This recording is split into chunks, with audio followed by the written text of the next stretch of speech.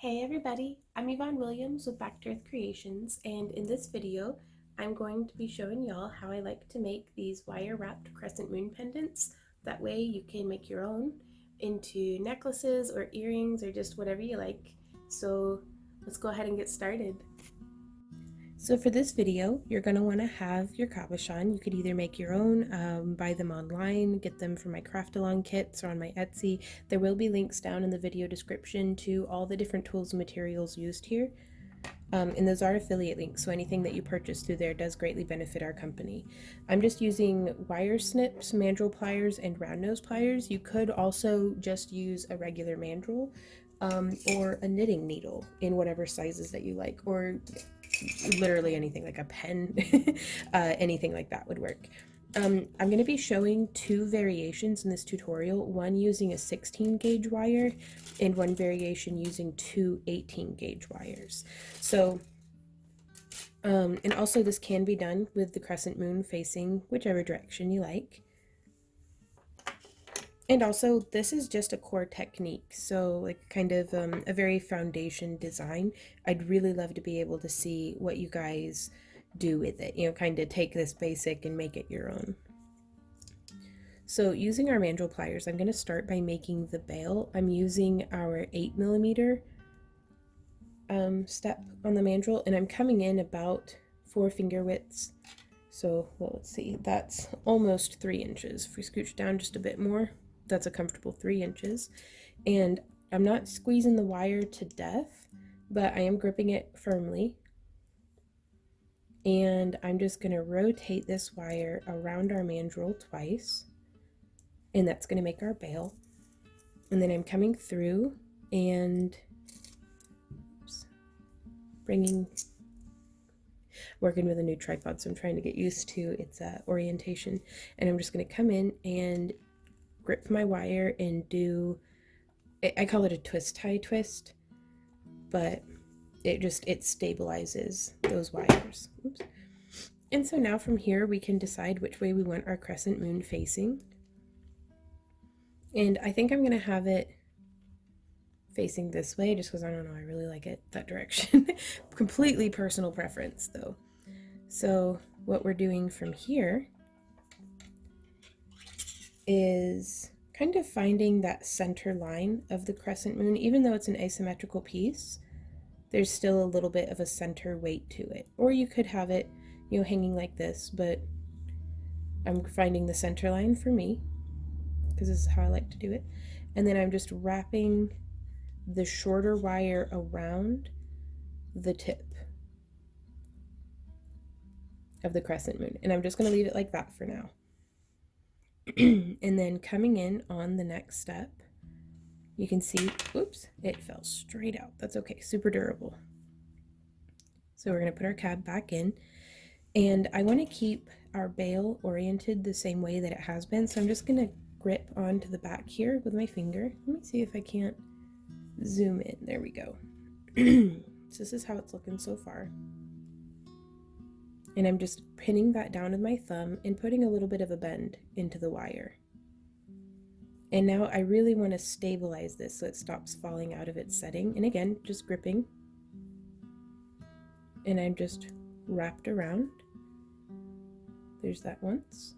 And now I'm coming around the back side, almost behaving like I'm making a spiral, but the crescent moon is just captured in the midst of it. And so we can just make a little curve like that. Excuse me. And now I'm going to pinch this, because you can see it's not really gripped very tight to the cab, but that's okay. I'm just gripping it and coming around town to down like that. And now from here, also originally I had cut 12 inches of wire of our 16 and 18 gauges. I don't know if I mentioned that, but I'm just going to come through and I'm going to cut about 1 inch. Ooh, that's probably, I'm going to do like that much. You can always trim it and then try it, and then if it's too long, do it again. And so now I'm going to come through and make some little spirals. Oops. grabbing as close to the tip of the pliers and as close to the tip of the wire as I can. I really like using the 16 gauge for this because it's a heavy enough of a wire, and this is from Parawire.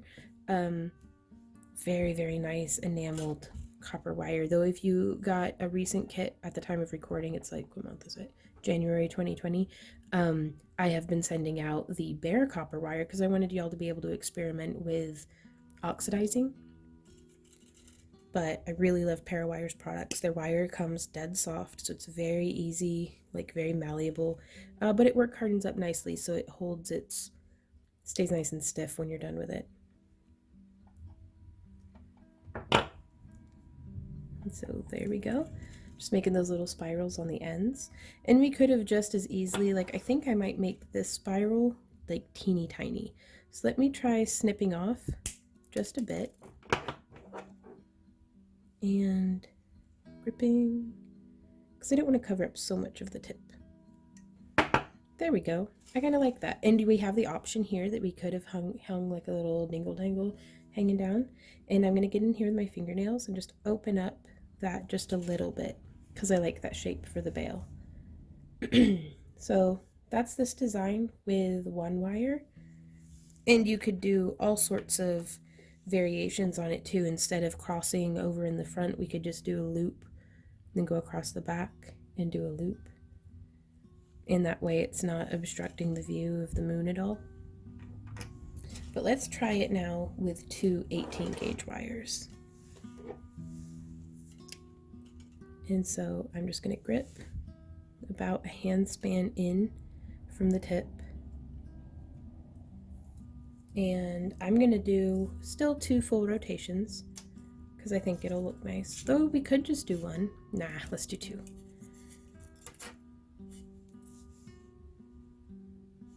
Okay, coming around. I like to keep my mandrel in the loops while I do the twist tie twist, because that way it keeps me from distorting the loops. If I did this without the mandrel in there, these loops would have gone all wonky and weird. So now we're going to come in, and I do 2 full rotations, but I really like the way that that's looking, just there side by side like that. And so now I'm going to try not wrapping the tip first, because I'm not entirely certain that I want that the same on this one. So I am going to stick to the formula and do the little bend there. That way it's coming off at the right angle here on the side. And just coming around. And we could, instead of doing the little loop, just come around again. So let's try that.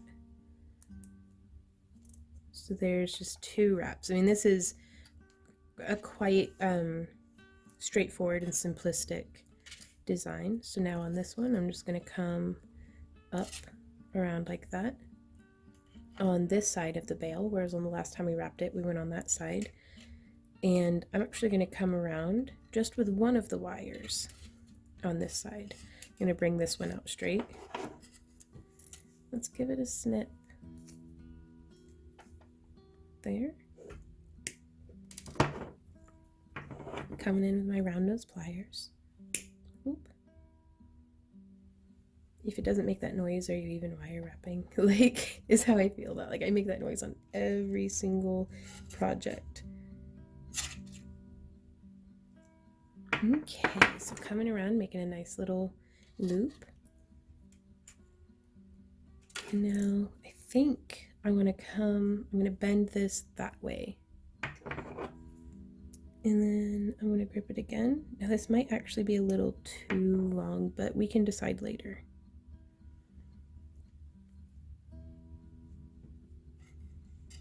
Just coming around. Oops. Oh, I hate it when that happens. And it was a little too long anyways, but my pliers slipped and the tips of my pliers pinched my wire. If we're using bare copper or like sterling silver, you can file that down with the enameled stuff. I usually just trim it and let it be what it's going to be. A lot of that is just having good plier control, like a lot of avoiding that rather.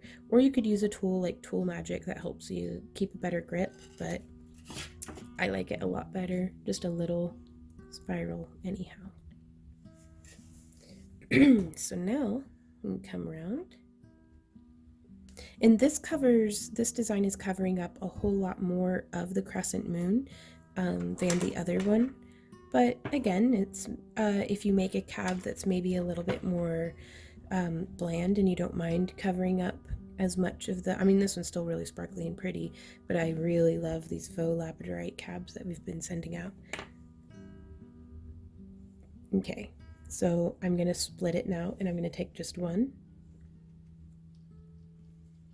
and I'm going to bring it around so you can see it's stabilized there on the back. And now this guy, we're gonna about an inch. So I want this spiral down here to end up being about the same as that spiral there.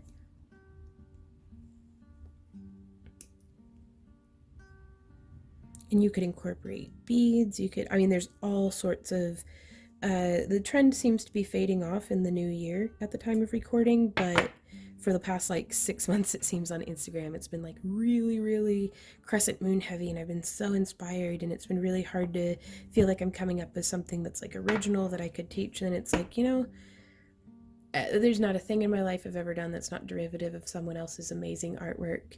So I'm just gonna do my art and share that with you guys and just not sweat it. So I hope you guys like my sweaty jewelry. So anyhow, so I'm gonna snip, boop, right there, and grip and come around. But there is a lot of really awesome inspiration, like ZD Artisan, Abbey Road collection, Peaceful Vibes jewelry, a lot of different folks over on jewelry or Instagram that their jewelry is just amazing. Oof. Yeah, I really like that one. And you could also incorporate weaving into this as well. So if the wires are, you know, side by side, you could do a little like 2 and 5 beat weave where you like weave around both of them twice, and then 1, 5, and then 2, and then kind of just repeat that around and get some coiling and stuff going on. I'd really recommend for the coiling for this, a 28 gauge looks good on both 16 and 18 gauge core wires. Like, it's not too off balance, but that's such a personal design element that there's no, like, you could wrap the 16 gauge, you could wrap it with 20 gauge, you could wrap it with 18, you could wrap it with more 18, like, or more 16. Like, nobody can tell you what's right or wrong. All I can say is to experiment with what inspires you and find what you like and find what you don't like. And, you know, sometimes I'll be doing something, and the first 3 or 4 times that I try it, I'm like, you know, this just isn't working. But then that 5th time, boom, and then the 6th time it doesn't work again. But it's like, you know, just keep experimenting until you find what inspires you, and then just follow that. So hopefully that this was helpful to you guys, and I really look forward to seeing what y'all make with this. Hey guys, thanks so much for joining me in this video. I do hope that it was helpful to you. If you have any questions, comments, or ideas, or anything like that, please leave them down in the comment area below. There should be links to all the different tools and materials, as well as like our social media and our Patreon and all those different things. Somewhere on the screen, if Future Vaughn remembers to video edit, come on, Future Vaughn. Somewhere on the screen should be the pictures that some of our very talented patrons have sent in to be featured. We've started doing over on Patreon where I do like a sneaky peeky preview tutorial, and y'all can craft along with that and then send in pictures of what you've made to be featured in the public release of the tutorial here on YouTube. So if you guys are interested in participating in that, please consider joining us over on Patreon. But in the meantime, the pictures that are shown, the links to the social media and like stuff of the people who made them will be listed in order of presentation down in the video description. So if you guys are interested in purchasing any of their work or just kind of following them on Instagram or anything like that, we've got some of the most talented wire wrappers in our Patreon community and here on YouTube as well. And so I love being able to feature you guys. But be sure to check them out and like, share, subscribe, all that good stuff. And we will see you guys in our next tutorial. So until then, happy crafting. Bye!